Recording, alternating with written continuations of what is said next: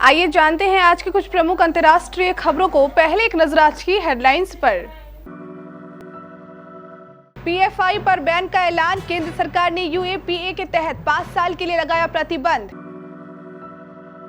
गहलोत के गेम का असर गुजरात तक, क्या कांग्रेस का 27 सालों का इंतजार होगा बेकार।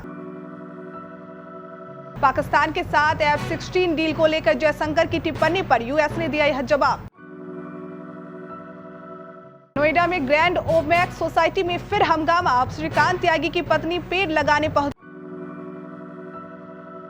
सवालों के भंवर में उलझी अंकिता की हत्या की गुत्थी, जवाब मिले तो कुछ नामचीन भी नपेंगे।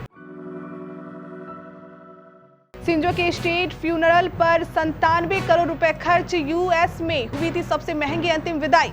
प्रिंसेस डायना का अंतिम संस्कार भी महंगा रहा। राष्ट्रपति पुतिन ने मानी गलती, उनके किस ऐलान के खिलाफ रूस में बढ़ रहा विरोध।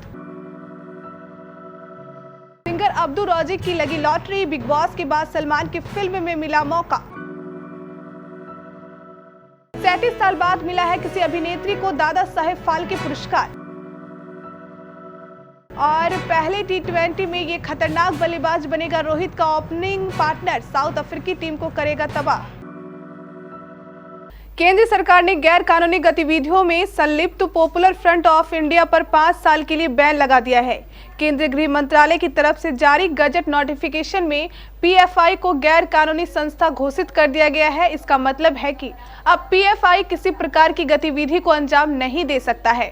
वह ना कोई कार्यक्रम आयोजित कर सकता है, ना तो उसका कोई दफ्तर होगा, ना वो कोई सदस्यता अभियान चला सकता है और ना ही फंडिंग ले सकता है। केंद्र सरकार की ये कार्रवाई उसके पिछले दिनों की सख्ती के मुताबिक ही है। अब तक के सबसे बड़े अभियान में पीएफआई के खिलाफ 2 बार देशव्यापी छापेमारी हो चुकी है। इन छापेमारियों में संगठन के बड़े बड़े नेता गिरफ्तार किए गए हैं। देश के 8 राज्यों में मंगलवार को भी पीएफआई के करीब 25 ठिकानों पर छापे पड़े थे और 170 से ज्यादा लोगों को हिरासत में लिया गया था।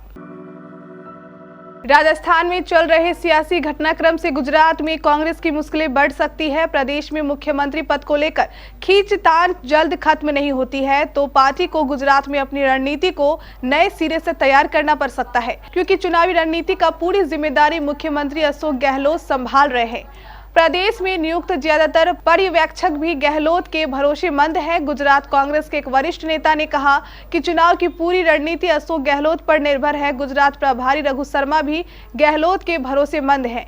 साथ ही गुजरात में राजस्थान सरकार के 13 मंत्री और 10 विधायक पर्यवेक्षक की जिम्मेदारी संभाल रहे हैं। खुद गहलोत गुजरात विधानसभा चुनाव में मुख्य पर्यवेक्षक हैं। विदेश मंत्री एस जयशंकर ने F-16 लड़ाकू विमानों के वास्ते पाकिस्तान के लिए अमेरिकी प्रशासन द्वारा 45 करोड़ डॉलर के पैकेज को मंजूरी दिए जाने के फैसले पर रविवार को सवाल उठाया था और कहा था कि अमेरिका के पाकिस्तान के साथ संबंधों से दोनों में से किसी देश को कोई फायदा नहीं हुआ है। वहीं अब इस पर अमेरिका की प्रतिक्रिया आई है। जो बाइडेन प्रशासन ने सोमवार को कहा, भारत और पाकिस्तान दोनों अलग अलग बिंदुओं पर अमेरिका के साझेदार हैं। दिल्ली से सटे नोएडा की ग्रैंड ओमैक्स सोसाइटी में एक बार फिर से हंगामा हुआ है। श्रीकांत त्यागी की महिला से बदतमीजी करने के बाद अब उनकी पत्नी की वजह से ओमैक्स सोसाइटी दोबारा सुर्खियों में आ गया है। श्रीकांत त्यागी की पत्नी अनु त्यागी ने पार्क में लगाने के लिए पेड़ मंगवाए थे, लेकिन सोसाइटी के लोग उनके पेड़ लगाने का विरोध कर रहे हैं। हंगामा बढ़ने के बाद नोएडा प्राधिकरण के अधिकारी भी अनु त्यागी से बात करने पहुंचे। जानकारी के मुताबिक सोमवार को त्यागी समाज के लोग सोसाइटी में पेड़ लगाने पहुंचे थे, जिसका वहां रहने वाले लोगों ने विरोध किया। हालांकि प्राधिकरण और पुलिस के समझाने के बाद त्यागी समाज के लोग वापस लौट गए। करियर बनाने का सपना लिए घर से बाहर निकली अंकिता की हत्या के आरोप में भले ही रिसोर्ट स्वामी और उसके 2 प्रबंधकों की गिरफ्तारी कर ली गई हो, लेकिन अब भी कई सवालों के जवाब आने बाकी हैं।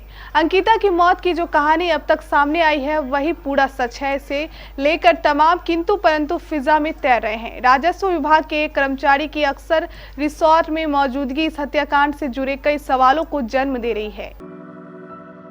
जापान के पूर्व प्रधानमंत्री शिंजो आबे का आज राजकीय सम्मान से अंतिम संस्कार किया गया। 8 जुलाई को जापान के ही नारा शहर में एक बंदूकधारी ने आबे की हत्या कर दी थी। 12 जुलाई को पारिवारिक तौर पर उनका अंतिम संस्कार बौद्ध परंपरा के हिसाब से किया जा चुका है।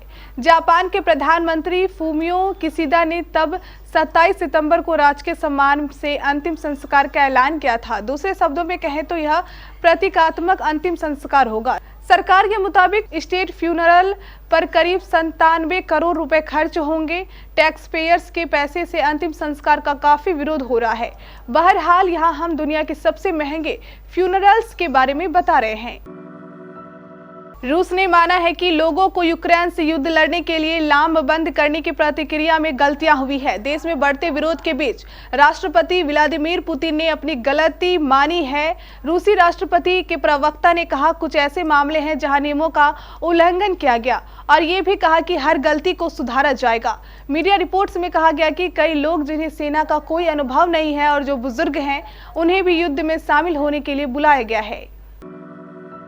रियलिटी शो बिग बॉस 16 इस वीकेंड आपके टीवी पर आने को तैयार है। सलमान खान पिछले 12 सालों से इस शो को होस्ट कर रहे हैं। इस बार भी वह होस्ट की भूमिका में नजर आने वाले हैं, लेकिन शो में ट्विस्ट भी है। इस बार वीकेंड का वार शुक्रवार और शनिवार होगा, ना कि शनिवार और रविवार। 27 सितंबर को शो की प्रेस कॉन्फ्रेंस हुई।